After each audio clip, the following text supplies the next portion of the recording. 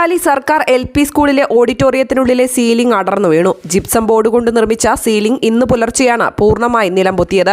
അപകടം രാത്രിയായതിനാൽ വൻ ദുരന്തമാണ് ഒഴിവായത്. ഇന്ന് പുലർച്ചെയായിരുന്നു അപകടം.